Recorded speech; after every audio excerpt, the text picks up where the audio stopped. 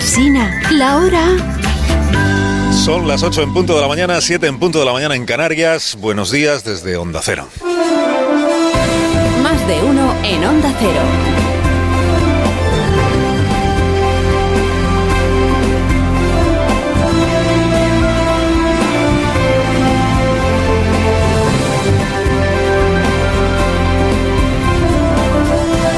¿Cómo están? Bienvenidos a una nueva mañana de radio. Estamos estrenando el 19 de marzo del año 2025. Lo estamos haciendo naturalmente en Valencia, donde si no. Agradecidos a la Comisión Fallera Parque Alcosa, aquí en Alfafar, que nos ha hecho un hueco en la carpa. La verdad es que la carpa es grande, o sea que tampoco somos tantos. Nos ha hecho un hueco para que podamos disfrutar de esta mañana de jornada festiva. Pero voy a pedirle al presidente de la Comisión, a Federico, ¿cómo estás? Hola, buenas. Bienvenido. Gracias. A tu propia carpa y a este programa.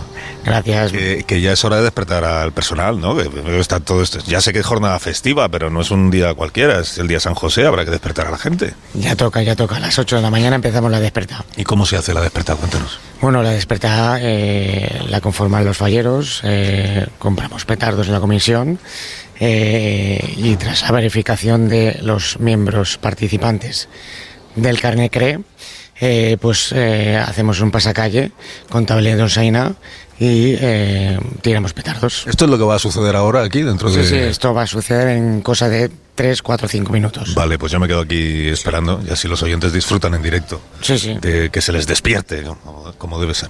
Bueno, muchas gracias. Luego seguimos hablando, si te parece. Vale. Me cuentas cómo habéis vivido.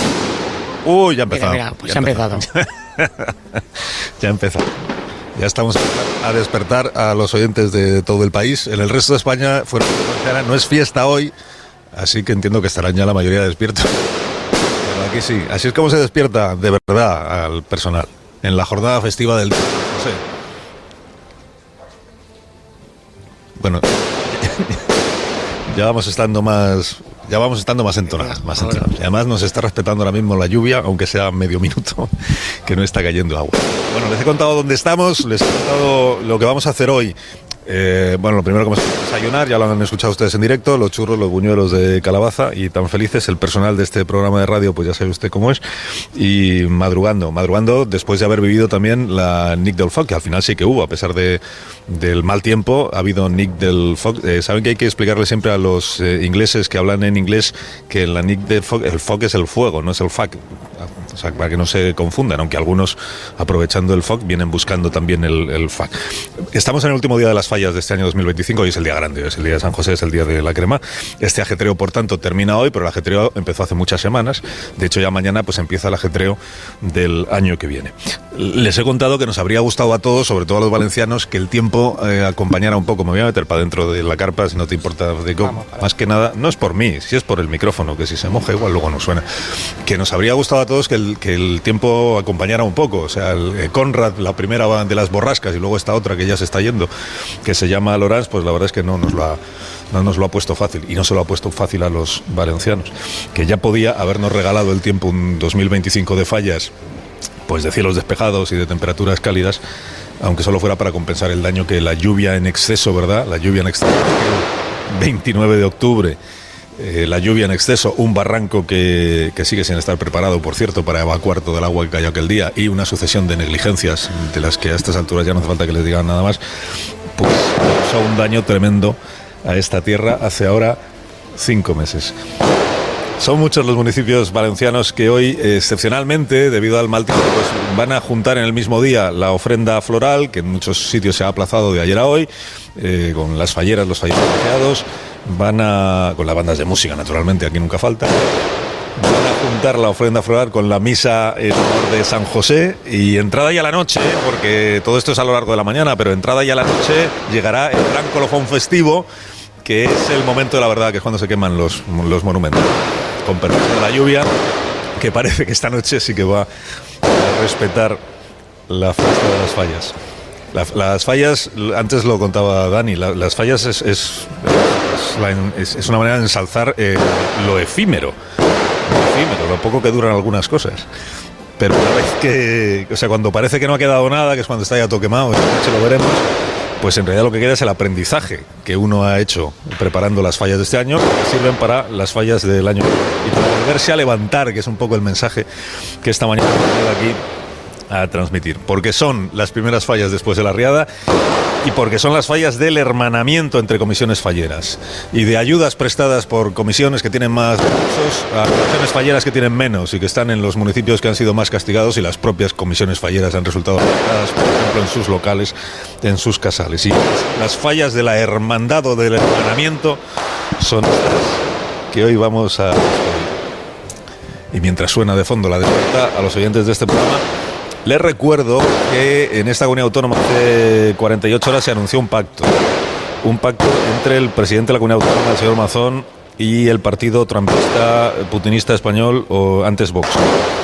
Vox le ha hecho un monumento, no fallero, precisamente a Mazón, por hacer suyo el grito ese de ni un mena más en la Comunidad Valenciana. Mena es como se llama deshumanizadamente a los menores que no tienen un adulto que pueda hacerse cargos de ellos, menores nacidos fuera de España y que han llegado ellos solos hasta nuestro país.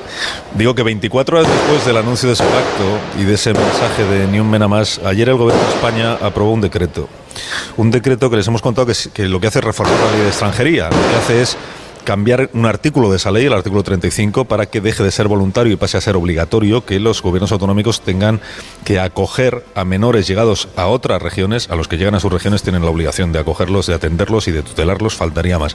Pero llegados a otras regiones que por el número de menores que han llegado ya no dan abasto para atenderlos, que es el caso de Canarias, que es donde empezó todo, y es el caso también de la ciudad autónoma de Ceuta. Claro, el principal problema o el principal motivo de embarazo para el Gobierno de España con este asunto es que ha tenido que pactar la convalidación de ese decreto con el partido de Carles Puigdemont. Y lo embarazoso es este aroma tan puigdemónico que le ha dado Junts al acuerdo de hemos ganado, hemos ganado. ¿Hemos ganado en qué? O sea, presumir de que a Cataluña solo serán enviados 20 o 30 de estos menores, mientras que a Madrid llegarán más de 700. Esto de hemos frenado la llegada de menores a Cataluña y sin embargo a Madrid, fíjate, 700. O sea, pretóricos los de Junts per Catalunya hablando de números, ¿no? Antes decía que hablan un poco del reparto de menores como si fuera como hablan de la quita autonómica, o sea, como si fuera una nueva quita, pero está en la quita de los menas, digamos, ¿no? Y esto es embarazoso para el gobierno, es verdad. Esto del marcador de Cataluña 20, Madrid 700. ¿Por qué? Porque eso es lo que alimenta la sospecha de que en realidad primero se pactó cuál tenía que ser el resultado, qué número de menores tenía que acoger cada comunidad autónoma, y sabiendo cuál querían que fuera el resultado, se han diseñado los criterios oportunos para que matemáticamente se llegara a ese resultado. Supuestamente. Eso, y porque estamos hablando de Junts, que es el partido que dice que hay que exigir el conocimiento del catalán para tener papeles en Cataluña. No sé si el señor Turull también se lo va a exigir a los niños de 5 años que lleguen a partir de ahora a la comunidad autónoma catalana. E igual se inventa que en Zamora ya sucede. Bueno, este pacto con Junts, en todo caso, luego en tiempo de tertulia se nos da, si tenemos margen hablaremos más de ello, pero este pacto de Junts no es equiparable al otro pacto que se firmó con Junts para la cesión de las competencias migratorias. ¿Por qué? Opinión. Porque, por el origen de toda esta cuestión y por la forma en la que se ha llegado a este pacto. Lo de la cesión de competencias migratorias, acuérdese que se lo concede Sánchez a Puigdemont para que le convalide un decreto anticrisis en enero del año 24, o sea, para que le convalide un decreto que no tenía nada que ver con el asunto en cuestión de la cesión de competencias migratorias. Esto de ahora es distinto. Es distinto porque la distribución de menores por el resto del país es una demanda, es un SOS que lanzaron 2 gobiernos autonómicos en los que está el Partido Popular. No son gobiernos del Partido Socialista, es el gobierno de Canarias, que es de Coalición Canaria del PP, y es el gobierno de la ciudad autónoma de Ceuta. A estos 2 territorios, por razones geográficas, llegan muchos más menores no acompañados que al resto de las regiones de nuestro país. Y por eso tienen una saturación de los centros de atención y de acogida. Y fue con el aliento de estos 2 gobiernos, insisto, del PP, con el que empezó una negociación, que la hubo, entre el gobierno y el Partido Popular para dar respuesta a esta emergencia. O sea, en esto sí hubo una negociación, o una apariencia al menos de negociación, entre los 2 grandes partidos. No solo porque el PP gobierna la abrumadora mayoría de las comunidades autónomas de nuestro país, también porque el suyo es el grupo parlamentario más numeroso del Congreso. Y por tanto la vía más sólida para reformar la ley de extranjería es contar con el acuerdo de los 2 principales grupos parlamentarios de España. Al gobierno central se le reprochó a comienzos del verano pasado, igual usted se acuerda, que si estábamos ante una emergencia, como decían todos, de manera urgente tendría que tomar medidas. Estuvo el ministro Torres en este programa en aquellos días y yo le pregunté por este asunto Y le pregunté si estamos ante una emergencia porque el gobierno no usa la vía que está legalmente prevista para las emergencias, que es el decreto ley. Y el ministro dijo, porque de nada serviría. Luego ese decreto ley hay que convalidarlo en el Congreso y no tendríamos suficientes apoyos como para la convalidación. Esto es lo que ahora ha cambiado. Naufragada la negociación entre el PSOE o el gobierno y el PP, y ellos se culpan mutuamente, como siempre, faltaría más, lo que vino fue el plan B del gobierno, que es buscar un socio parlamentario, además del PNV, que ya estaba en ello, que le convalidara el decreto que ayer se aprobó. Y ahí es donde el partido de Puigdemont, como siempre, levantó el dedito, asomó la cabeza y se ofreció a cambio de diseñar él las condiciones para calcular el reparto. Es decir, que el Partido Popular en todo este tiempo ha tenido oportunidades que ha perdido. Por ejemplo, la oportunidad de organizar una cumbre de presidentes autonómicos, que la mayoría son de este partido, como aquella en la que se armonizó la política fiscal, como aquella en la que pactaron armonizar la política de vivienda, para armonizar la política de acogida a los menores no acompañados. Ahora llega este desenlace. El desenlace es que los gobiernos del Partido Popular ahora tienen que asumir lo que les toque. Iba a decir tragar, bueno, asumir lo que les toque. Podrán recurrir, como ha dicho Ayuso, la ley, pero tendrán que cumplirla. El desenlace es que estos gobiernos al final no han sido capaces de influir en el resultado definitivo, en lo que va a decir el nuevo texto y en cómo se calcula.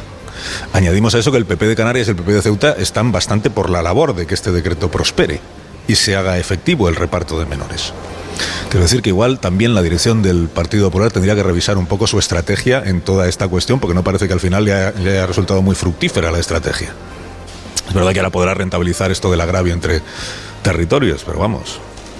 Y el remate es lo de Mazón anteayer aquí diciendo ni un mena más, que es un lema de Vox, mientras el PP canario pues se hace cruces con este asunto. Naturalmente no es el PSOE y no es el gobierno de España el más autorizado para cuestionar los pactos que hagan los demás y el precio que los demás paguen por sus pactos. Porque las dos personas con las que más ha negociado, más ha pactado el gobierno de Pedro Sánchez, y en ello sigue, son las dos personas que llevaron a este país a la mayor crisis institucional desde el año 81, o sea, Junqueras y Puigdemont. Que ahí continúan los dos, atornillados al machito y dando lecciones a los demás sobre estabilidad, sobre financiación y ahora también sobre acogida de extranjeros. Puigdemont las lecciones las da desde el extranjero, precisamente, que es donde él está arraigado, eludiendo la acción de la justicia española en un caso bastante claro de evasión judicial, pero aleccionando él a los impapeles. Carlos Alsina en Onda Cero.